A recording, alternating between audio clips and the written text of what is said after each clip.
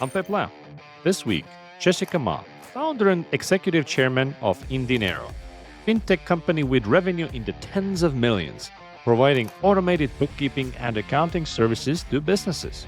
She's also the founder of Maway, the venture studio, building new startups. Jessica shares key lessons on pivoting, finding the right customers, and building a blended tech and services model. Let's get into it. My co-founder and I were super demoralized, playing video games till 3 in the morning. I thought, what if we just charge 5,000, 10,000, 20, $30,000 a year? What do we need to do to justify that price point? So that was the insight where I'm like, okay, why don't I create QuickBooks meets Four Seasons level concierge for accounting? Because they hate QuickBooks, they hate accountants, and we're going to innovate on both of those. We were off to the races. So getting that first million in ARR, once we had that insight, was not very difficult. Whereas before it was like a slog even to get to 300K. I started indinero fresh out of college. I knew absolutely nothing about starting a business, and I didn't really know all the B2B best practices. I thought naively that SMB SaaS was a really cool segment. Like, oh, these SMBs are very underserved and there's a way to deliver something incredible to them. We'll just get tens of thousands of these SMBs to sign up and it'll be great. About a year and a half in, I'm realizing, holy cow, the churn is ridiculously high. These people barely pay us anything and they complain about the prices, even if the prices are low. It took me about a year and a half to realize micro SMB is not the way to go. Charging 20 or 30 bucks a month and hoping that we'll get tens of thousands of customers, it's a really difficult way to build a big business. People have done it successfully. I was just not able to pull it off. I remember the day like it was yesterday. My co-founder and I were super demoralized, playing video games till 3 in the morning. We were Diamond Elite StarCraft players. We'd wake up at noon and be like, oh, what are we going to do? How are we going to fix the business? I was by myself and I thought, what if we just charge 5,000, 10,000, 20, $30,000 a year for a business? What do we need to do to justify that price point? Because we're so close to doing that. For context, indinero helps businesses with all their back office finance operations. So we were helping companies in the earliest days when GitHub only had 8 employees. We were doing all their accounting. We had a real-time feed into all their financials and we knew exactly what was going on. And we were helping companies eventually like DoorDash and Instacart and Coinbase, lots of companies you would have heard of. The first product, though, that didn't work out is like a mint.com for businesses. Back in 2009, mint.com sold for 170 million bucks to Intuit, and everyone thought it was the coolest thing ever. So I thought, why didn't someone make a mint.com for businesses? It just seemed like an obvious thing, but I was naive and I didn't realize businesses are used to paying nothing. Or for QuickBooks, they are used to paying like 150 bucks a year.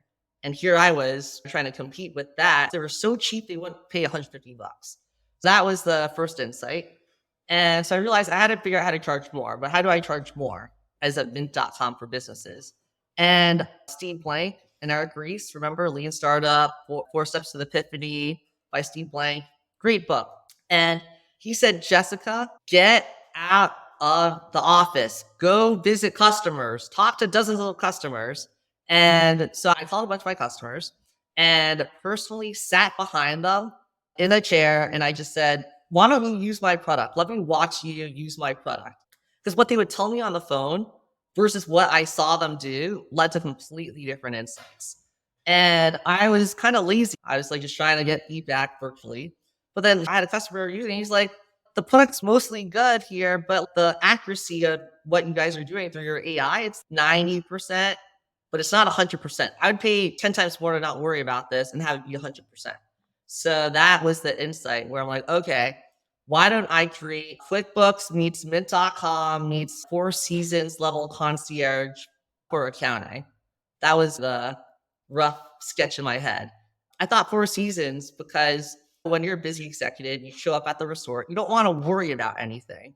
And you're willing to pay a lot more money versus staying at, say, a Hilton and pay 10% the price. It's so different. That was, I just wrote down on my piece of paper, like, all right, Four Seasons, QuickBooks, Mint.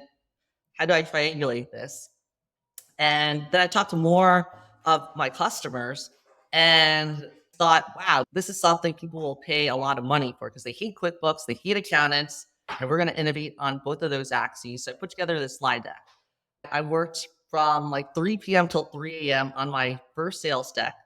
And then I went through my phone. I literally started from A and went all the way to Z. And I texted everyone like, hey, I have this new awesome thing that is going to help you on your finance stuff. And I'll be honest, I need to get your feedback on it. Can we meet for coffee this week? The first person I met with, in anticipation of her signing up, I printed out a contract so she could sign it right there at lunch. I said, look, this is what we're going to do. I gave the spiel and she said, wow, that's great. Sign me up. How much does it cost? I'm like, okay, cool. So I just literally wrote in her credit card info on the piece of paper. She signed up and I went back home. My co-founder's still depressed and dejected and playing StarCraft. I'm like, Andy, guess what? We got a customer who's willing to pay us $5,000 a year. We're out of the stupid $10 a month fees. We have something we need to build now. So he said, oh, shoot, we have a customer and now I have to build the product. So the key there was trying to sell it first just to get some excitement going. And then I picked up the next 5 customers within a few days and we were off to the races. So getting that first million in ARR, once we had that insight, was not very difficult. Whereas before it was like a slog even to get to 300K. If the micro SMB was a bad buyer, who was the new customer that you were going after? Some of them were still small businesses with 3 employees or 5 employees. But the insight was they had to be more than just a solo practitioner. It had to be someone who's college educated and trying to build a business that they thought would be a real business. It couldn't be like a hot dog stand vendor. We continue to think, how do we get more customers who could justify paying a higher price point? And that was the vision. We're going to be a much more robust, bigger offering. And so the product strategy shifted accordingly. And all the first customers were just word of mouth. But the problem with word of mouth was it's hard to scale word of mouth. The next strategy became PR. PR is also difficult to scale and difficult to replicate and very dependent on the founder. But what was great about it is that it was quote unquote free. In hindsight, I wouldn't say it was really free because it took up so much of my time and energy. But we were featured in every publication that you could think about. I remember when I was on the cover of Inc. magazine, I thought, this is the best thing ever. We're going to get tons of customers. It was up for 3 months and then it went crashing back down. And all my sales reps were like, no, we had so many great leads. The other problem with that is when you get a spike like that from something unpredictable, the sales reps were ignoring my other channels. I was doing outbound emailing, and that was very successful for a while before it turned into spam. And so they were throwing out the paid outbound leads and only focusing on the easy inbound. And that caused all sorts of problems. What else did we do? We try to focus on bigger customers, not only because they spend more money, but because the retention was better. And we had a huge retention problem with these smaller businesses. We focused on those customers for 2 or 3 years. It was easy to get to 3 million, 5 million, 8 million. Getting from 7 million to 10 million ended up being really hard because our retention was so terrible. Because these businesses would go out of business after 3 or 4 years a lot of the time. So I had to fill the top of the funnel with new people. We had mastered this sales motion for the small business, but we hadn't diversified. And we hadn't tried different markets and segments and verticals where they wouldn't go out of business and churn out. My regret was not thinking about that ahead of time. What's the customer health? I didn't track the early warning signals for churn. And it's unfortunate because we had so much data on these customers. We had all their financials. We knew how much they were spending, how well they were growing, how much cash they had. Eventually, we got smart. We passed these stats over to our finance and our support team. Hey, these customers are likely going to be out of business in 6 months from now. And the problem was the percentage of our customers who fit that criteria was very high. And so that's when I realized, all right, we need to diversify. This is also why we're struggling to go from 7 million to 15 million and 20 million. So then naturally it's like, all right, what verticals do work where you have profitable customers and what do they care about? So the lesson there was, as CEO, you got to have your finger on the pulse and visit those customers in new segments and new product areas that you haven't targeted yet I was out of that habit. I didn't have that ritual. I lost sight of that because I thought, oh, I could just focus on what we're doing that's working. I just saw the revenue growth chart on my Excel spreadsheet and it looked so good. And none of it came to fruition, at least on the time frame I wanted. This segment is churning and this slows you down. You can't get to the next level. What did you change after that insight? We started building out marketing campaigns for other verticals, bigger companies, and we found that they cared about different things. Like the smaller businesses just want the bookkeeping done. They don't want to worry about the day-to-day accounting stuff. But bigger companies and profitable companies who won't go out of business, they really care about tax strategy. They care about tax optimization. Completely different concerns. So the marketing collateral has to be different. The sales training has to be different. The product has to be enhanced for that. So even though it's the same product technically, you got to think of it as a completely independent product. My experience was it was very difficult for people to context switch all the time, like focusing on 3 or 4 verticals at the same time. Like, you know, the 50-year-old woman who's just built a great business for the past 15 years. That's very different from selling to the 30-year-old entrepreneur who has a fast growing small tech startup. And so you got different sales reps, different product leads focused on different segments. That worked out a lot better for us. But I was trying to get fewer people to work on too many things to save money. I thought, all right, just do more. Didn't work out so well that way. You guys were blended tech and services. A lot of B2B companies shy away from services. The VCs hate it, the margins are bad. What's your take on mixing the two? It's case by case dependent. In our case, we're able to operate at healthy tech level margins. A lot of investors hate it because they're worried about scalability and margins. And if you could answer those questions, then it's more acceptable. Like you could argue that Uber is very people intensive and there are a lot of issues with it. And Airbnb, same thing. And I love how Brian Chesky talks about that with Airbnb. He really went out of his way to do things that didn't scale. I think that's one thing I noticed with a lot of B2B founders. They're so worried about that they don't build anything particularly special or unique that actually helps the customer. I think it's easier to go lean into doing things manually and having a service component and then dialing that back after the fact. Salesforce partners with Accenture now to do a lot of stuff, for example, but there's still a lot of services involved in getting your setup put together. But that's also how you iterate on your product and figure out the customer when you have a services component. There are millions of tax and accounting companies out there.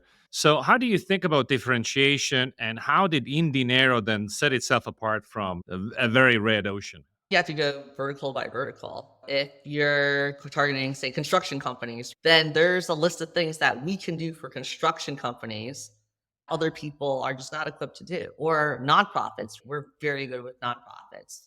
We were the first to market here, and a lot of other VC-backed competitors that came after us focused on tech companies. And I didn't care about that as much because I knew they'd have the retention problem. So I'm like, all right, you guys go get the tech companies. After running the business for about 11 years or so, you brought in a new CEO and you became the chairman of the board. And then you started a venture builder. Tell me about the process of stepping down, replacing yourself, and starting something else. I should have stepped down and replaced myself a lot earlier. I was making so many mistakes. Everything we've been talking about for the past 20 minutes, it's all so obvious in hindsight. I think if a listener goes through all of your podcasts, they will not make any of the mistakes that I made. And I figured there must be someone else who's gone through all this stuff already for the next level, right? Someone who's gone from 50 million to 500 million, let's say. And I don't have that. And I'm going to make more mistakes. Also, I wasn't excited to run a business anymore. I really didn't like waking up in the morning and thinking, oh my God, I'm the CEO. I had all these employees to deal with and customer issues and all the stress of that. I really wanted to take a break. So I ran a search, I hired a headhunter.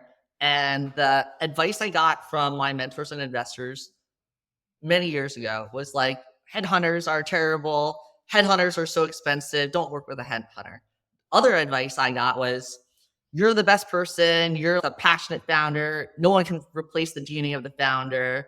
Yeah, you might find a hired gun, but they're not going to be motivated to win the way you're motivated to win. And so I listened to that and I stuck in a job that I absolutely hated for years longer than I could have. In my gut, in my soul, I knew I could find someone better.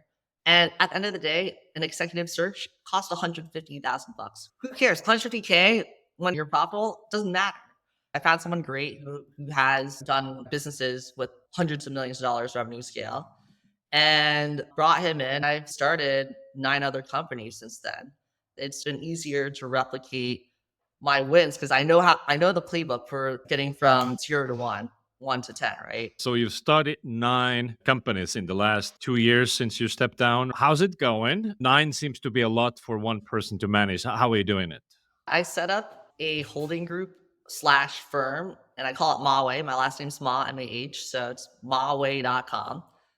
Play on words. It's like I'm trying to do things my way. I don't want to listen to how other people do it. I just want to what feels right for me. I have all these great ideas for things I want to do. At first, I thought, do I want to do more B2B SaaS? And I realized the answer was no. I wanted to try doing other things. I felt that the learnings I had from being in the B2B would translate over to all these other categories and vice versa.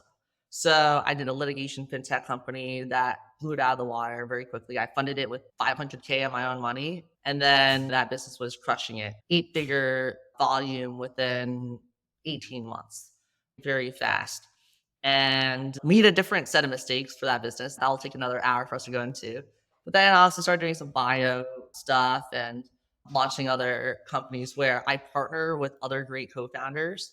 So I bring in a co-founder on day one who's a deep domain expert. I have this general broad entrepreneurial experience. I know how to raise capital, build out a team.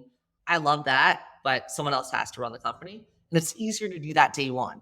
Because if you bring them in later, as a founder, you feel emotionally attached to your business. So you have a tough time offloading it to someone else. And you have stuck in your head, I'm going to do this better than most candidates. It's going to take a special unicorn before I replace myself. I see so many of my friends get trapped in their CEO job. They see that, and then 10 years later, they're still the CEO. So I knew I shouldn't even start another company until I have a co-founder and CEO from day one. When you look back at the lessons you've learned building indinero and the 9 companies, what pieces of advice would you give to fellow B2B SaaS founders about growing companies? Number one would be go visit your customer and watch them use your product and spend 2 hours with each of your most fanatical customers because the insights you're going to learn don't come from the first half hour. It doesn't even come from the first hour. You have to have their attention captive for 2 hours and then random stuff will come out from that. And don't get lazy. Do that even when you have 10, 20, 30 million in top line. Number two is to think very carefully about how you're spending the equity capital that you're raising. Because this equity capital, it's dilutive. Yes, it's easy to raise money if you got a B2B SaaS company that has great economics and good margins and good retention. But if you have a great B2B business, there are other creative ways to finance it that are less dilutive, such as venture debt, such as using pipe.com. You could get very creative about this. We employed debt financing to grow our business a lot throughout the business. And that helped me, that's probably saved tens of millions of dollars worth of equity, maybe more. Number three is reflect on, do you want to be the CEO long term? Early on in the business, I really wanted to be CEO. I thought I wanted to be CEO, ring the bell when we went public on NASDAQ. That was what I thought I wanted. Be honest with yourself. Check in every year. Do I actually love every part of my job? Or is there a better job for me? What I realized is that it wasn't binary. I could promote myself. Yes, I fired myself as CEO, but I promoted myself to executive chairman. So I got to focus on strategy and the things I wanted to do without having to deal with the things I don't want to do. We continue to think, how do we get more customers who could justify paying a higher price point? Nonprofits, we're very good with nonprofits. A lot of other VC-backed competitors that came after us focused on tech companies. And I didn't care about that as much because I knew they'd have a retention problem.